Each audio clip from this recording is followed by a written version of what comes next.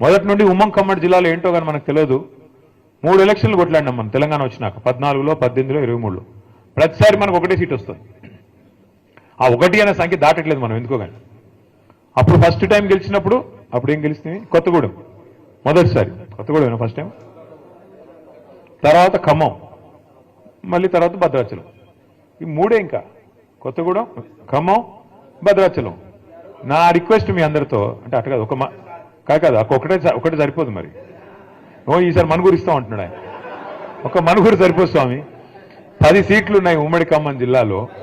ఇంకా చెప్తాను ఇంకా డీలిమిటేషన్ అయితే కొన్ని పెరుగుతాయి కావచ్చు. నేను మీ అందరితో ప్రార్థన, మీ అందరినీ రిక్వెస్ట్ చేసేది, మాకు కూడా ఏంటంటే 300 కిలోమీటర్ల దూరం కదా అని కొద్దిగా తక్కువ రాకపోక తక్కువ.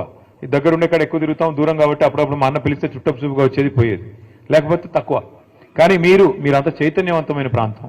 నేను ఎట్లాగో 10-11 తారీఖు వస్తున్నాను, భద్రాచలం తర్వాత కొత్తగూడెం నేను వస్తున్నాను.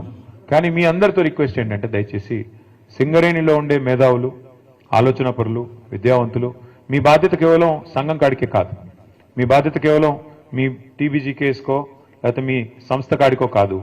మీ బాధ్యత దయచేసి మీరు భుజాన వేసుకొని పార్టీని రేపటి రోజున ఇల్లందు కావచ్చు, పెనపాక కావచ్చు, కొత్తగూడెం కావచ్చు, ఎక్కడెక్కడైతే మీకు బలగం బంధుత్వాలు లేదా ఫ్రెండ్స్ ఉంటారో అన్ని చోట్ల కూడా దయచేసి మోటివేట్ చేయాల్సిన బాధ్యత, వీళ్ళు చేసిన మోసాన్ని చెప్పాల్సిన బాధ్యత, ముఖ్యంగా బీజేపీ రూపంలో కూడా మనకు వస్తున్న ముప్పు గురించి కూడా చెప్పాల్సిన బాధ్యత కూడా మన మీదనే ఉన్నది.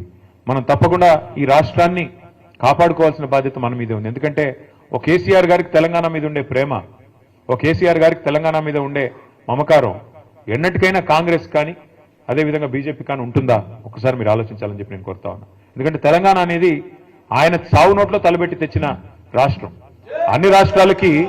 అన్ని రాష్ట్రాలకి ముఖ్యమంత్రులు ఉంటారు, నాయకులు ఉంటారు. కానీ ఇక్కడ రాష్ట్రాన్ని తెచ్చిన వ్యక్తే ముఖ్యమంత్రిగా నిన్నటిదాకా నడిపిన రాష్ట్రం మన రాష్ట్రం, మన ప్రత్యేకత అది. నా ప్రార్థన మీతో దయచేసి ఈసారి మాత్రం గట్టిగా పట్టుబట్టాలి. అది లోకల్ బాడీ ఎలక్షన్ అయితేనేమి, పంచాయతీ ఎలక్షన్ అయినా, గల్లీ ఎలక్షన్ అయినా లేదా ఢిల్లీ ఎలక్షన్ అయినా, ఏదైనా సరే ఈసారి మాత్రం ఎగరాల్సింది గులాబీ జెండానే. ఏదైనా సరే ఈసారి మాత్రం ఎగరాల్సింది మన కారు గుర్తే, మన నాయకుడు కేసీఆర్ గారి నాయకత్వంలో ముందుకు పోవాలి. దానికి మనం చిన్న ఇష్యూస్ ఉంటాయి, సంఘంలో ఉంటాయి, సంస్థలో ఉంటాయి, ఇంకోటి ఉంటాయి. వాటిని పక్కన పెట్టాలి. పొరపచ్చాలు లేకుండా మన నాయకుడు తిరిగి మళ్ళీ ముఖ్యమంత్రిగా తెలంగాణలో బాధ్యతలు చేపట్టాలనే లక్ష్యంతో తెలంగాణ ప్రజల కోసం, ఆయన కోసం కాదు, ఆయన ఆల్రెడీ 10 ఏళ్ళు చేశారు ముఖ్యమంత్రి, ఆయనకి ఏం కొత్త పదవి కాదు.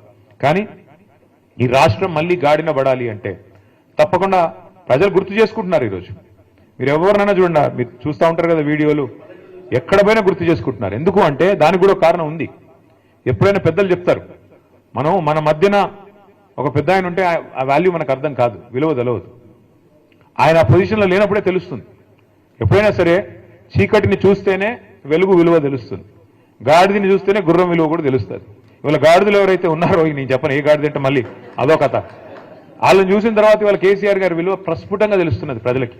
అయ్యో ఎంత తప్పు జరిగింది, అయ్యో ఎంత తప్పు. రైతులైతే నేను చూస్తా ఉన్నా, కొంతమంది వీడియోలు చూస్తా ఉన్నాను నేను, తమ చెప్పు తీసుకొని తాము కొట్టుకుంటున్నారు. మేము తప్పు చేశాము, కాంగ్రెస్ కోటేసి మోసపోయాము, రుణమాఫీ అంటే మోసపోయాము, రైతు బంధు పెంచుతామంటే వీళ్ళు ఏది చేయరు, వీళ్ళ వల్ల కాదు, ఇంకా ఉన్నదే పొడగొడుతున్నారు వీళ్ళని చెప్పి బాధపడతా ఉన్నారు.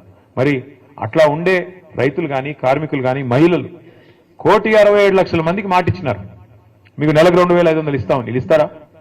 తులం బంగారం అన్నారు. నేను చెప్పాను ముందే, బంగారం కాదు, వీళ్ళు ఇనుము కూడా ఇవ్వరు. ఇది ఇనుము ఏమైనా ఉంటే ఉల్టా ఎత్తుకపోయే బ్యాచ్ తప్ప ఇచ్చే బ్యాచ్ కాదు అది. అలీబాబా 45 దొంగల్లాగా వీళ్ళు మామూలు వాళ్ళు కాదు, ఇది దండుపాలెం బ్యాచ్ ఇది.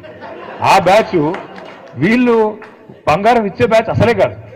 మహిళల్ని కూడా అట్లా బుట్టలు వేసుకున్నారు, వాళ్ళని కూడా మోసం చేశారు. కాబట్టి ఒక్కొక్కరిని మనం చైతన్యవంతులు చేసి ఒక్కొక్క వర్గాన్ని దగ్గర తీసుకొని జాగ్రత్తగా ఒక్కొక్కటిగా ఇంకా మనకు టైం ఉంది, మనకేం తొందర లేదు, మనకేం ఇప్పటికిప్పుడు ఉరుకులు పెట్టాల్సిన అవసరం లేదు, టైం ఉంది.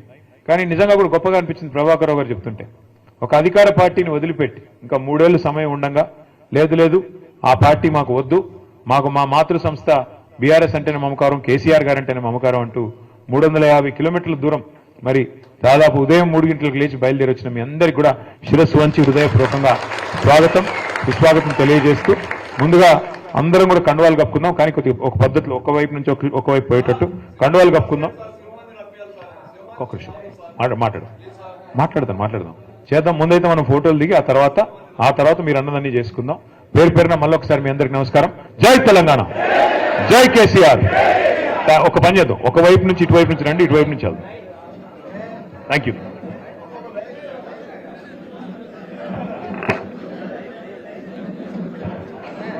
ఒక మాట కాంతారావు గారు ప్రత్యేకంగా చెప్తుంది ఏంటంటే, ప్రభాకర్ రావు కానీ మిగతా మిత్రులకు కానీ ఎవరైతే ఈరోజు ప్రత్యేకంగా సింగరేణి సంస్థ నుంచి వచ్చినారో మీ అందరికీ కూడా నేను కొప్పుల ఈశ్వర్ గారితో కూడా మాట్లాడతాను.